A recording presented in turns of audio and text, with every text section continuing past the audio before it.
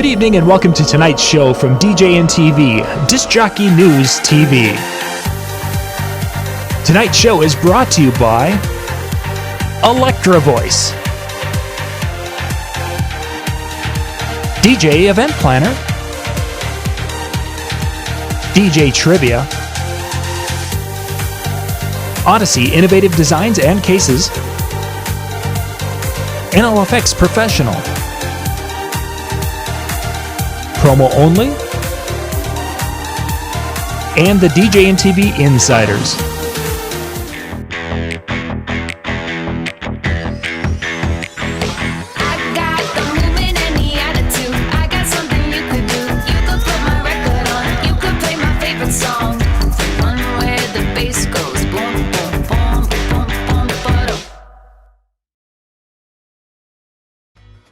DJ Event Planner will change the way you manage and run your business. Streamline all of your procedures and software into one easy-to-manage system. DJ Event Planner, the ultimate online planning tool.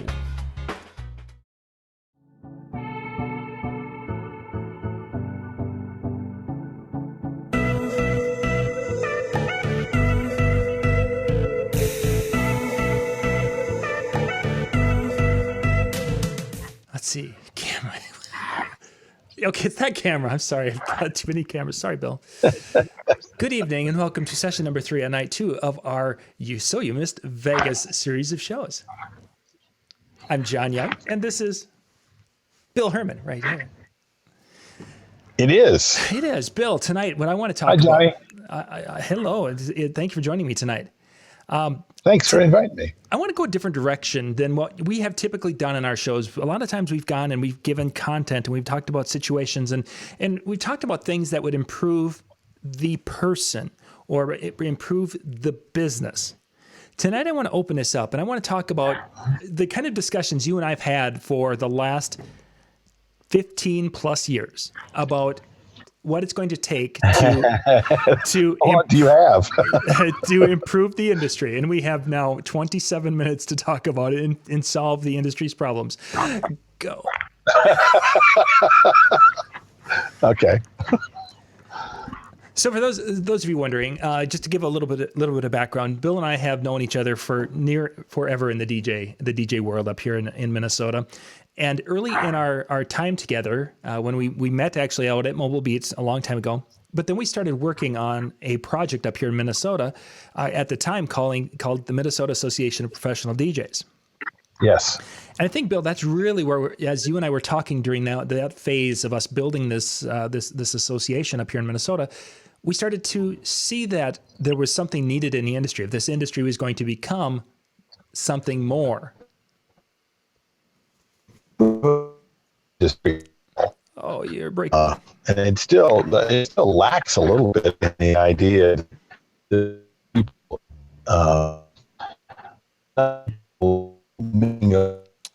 not keeping track. It's still kind of a business of people doing it, there's still way more young people who are just getting started, for fun here. And I wanted to get when I first started, and the idea for a living or a business is not really part of people's conversation usually.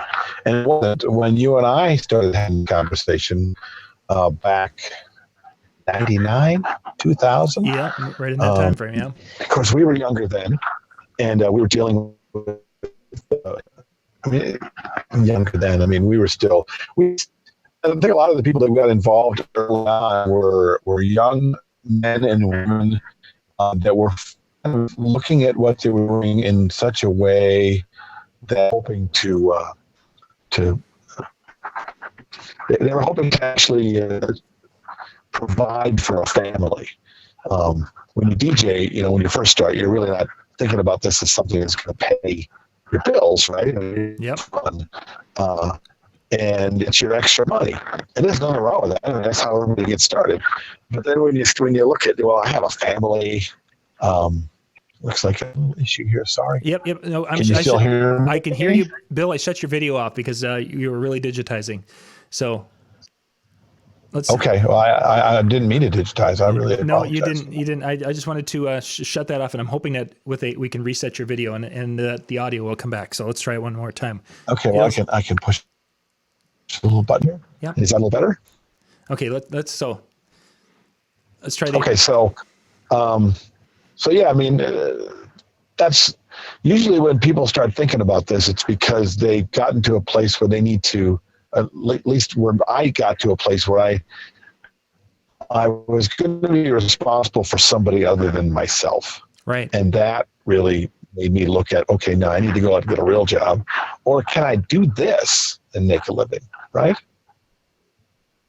And I think that was a big thing is creating, and I know we had this when I spoke to many groups, and we had this in our speaking in the cities there, that we wanted to create something that would be that job that a person could go out and do to help support their family and do their things, but also having something that our kids could aspire to if they so chose, and be able to say, being a mobile wedding entertainer or a club DJ or whatever type of entertainer within our realm of being a DJ, that was something that we wanted to see. Absolutely. Be there. One thing we wanted to see, and it's still something I'd like to be able to see. To be able to look at my kids and say, maybe, have you ever thought about doing what Dad does for a living? Mm-hmm. And have them not look at me and go, yeah, whatever. And part of that is the fact that I'm Dad. Yeah. Okay. But there's still not enough people who look at what we do and take it to a place where they think they could actually do it. Right. And do it for anything more than just grins, giggles, and extra money. And part of it is the fact that the work that we did at the time, I think we did really well at first. We had a lot of people involved, and a lot of colleagues were now sharing information. Back when DJs were afraid to share any information at all, they were all afraid that the other guy had a secret, and there was the other guy was going to take the secrets or take their gigs, or it was not very competitive. It's so competitive that we weren't talking to each other. Yeah. We didn't see what we were doing as a thing to do, right? But we got to a place where we were sharing all this stuff, realizing that there's nothing really new under the sun as it is. And the thing that was really different about each of us was us, right? So it was growing and building, and we had hundreds of guys that were part of this. But that group of guys kind of stayed together, right? Yep.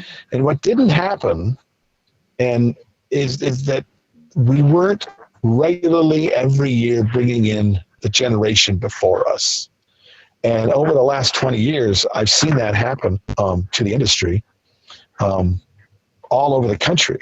A lot of those associations that got started back in the early part of the early 2000s, 1999, 1998, 2000, they're still together. They're still around, but I don't see many of them drawing in young people, not like what we did. I mean, when it happened before, there was a real draw. We were really not only drawing, but we were out there working it, very much so. Calling people in their neighborhoods, in our neck of the woods, telling them about something new, inviting them to be a part of things. And we were reaching out to people that were not just our age.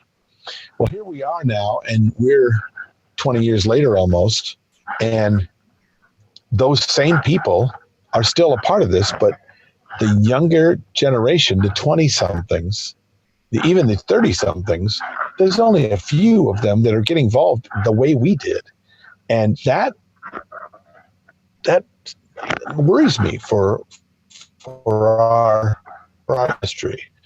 I think more and more people need to step up, but they're not even being inspired by those of us that have done well with it. A lot of us that did this 20 years ago and did well because of it, and grew because of it. Now it's time to turn around and reach into a generation of people that don't even know what we're talking about. It's like all this work we've done to help ourselves, we didn't really reach out and help others. For sure. And we've had this conversation, of course, numerous times over the years about And this is that living and learning as you go, and we have been an example of that with what we did. So as we look at things where we are today, Bill, and we'll probably cut this a little bit shorter because the internet's we're kind of in and out here, and I might shut your camera off again if we have another bad, because they were saying that the audio only was better than when the video's on. So where we are today to go forward, we've had conversations. We just heard Mark Farrell talk on stage at Mobile Beat 2 weeks ago. If you were to look and say we need to go a direction, what's your gut tell you? We have to go a direction. Let's shut Bill. I'm going to shut the video. I'm going to shut the video off. Let's see if it'll. See if your audio will be stronger. Yeah, it'll pop off. Hopefully this is better. Does this sound better? Okay, let's now go ahead. You sound better. Okay, so great. So where do we go from here? Well, the first thing that needs to happen is that we need to gather together, like what we did back in the day. Reach out and gather together everybody, whoever thinks themselves as a DJ. And not worry so much about whether or not we only want the good DJs. We only want one of the problems we ran into is we put a bunch of standards out there for DJs before, in fact, we had enough DJs together to be able to have everybody jump on board. So we had, even like, I'll give you an example, MAP DJ, Midwest Association of Professional DJs. We had at our peak about 200 guys. Yep. And at that 200, we were like, all right, we got these guys together. Now we're going to put together standards. Okay, they're going to have to step up to these standards to be a part of the membership. Problem is that most of the people we reached out to were still DJing the way we learned to do it. I mean, they were just doing it for fun, and they weren't really looking to be business people. Okay, yeah. They needed to be inspired. They needed to be led. And I, if there's a failing that I had as the president of that organization, is something I learned later on is that a leader's number one job is to create more leaders. Not to stand there and say, be better like me, be better like us, come and be better. I mean, we had a bunch of kids that did this for fun. And then we all showed up saying, well, you did this and this and this, and you could be really great, right? What they heard was their dad telling them to get their stuff together. Mm-hmm. Well, I got into DJing because I didn't want to listen to my dad tell me to get my stuff together, right? So here we are telling them, once we've gotten our stuff together, that, hey, man, you better get your stuff together. Yep. As opposed to coming together as a group. I think that the first thing that needs to happen as an industry is we need to gather as many DJs together as possible. Even people who are sitting at home with their stuff and pretending they're a DJ or saying that if they say they're a DJ, I think that we should say, yes, you are. Okay? Because if we collect everybody together and we get 100,000 guys to have a little card that says, I'm a DJ, now we've got enough men and women together to be able to say, okay, so now that we've got 100,000 of you, how many of you would like to make a good living at this? Here's some people that are making a really good living at this. Would you like this as well? As opposed to saying you have to have it, make it available to them. Show them that it's possible. Because that's how I got excited about it. Nobody took me inside and said, Bill, you better get your stuff together. No, I saw somebody and was inspired by that person. Sure. Yep. That person being Mark Farrell when I first saw it. And I was inspired, so I went out to find out how to do it.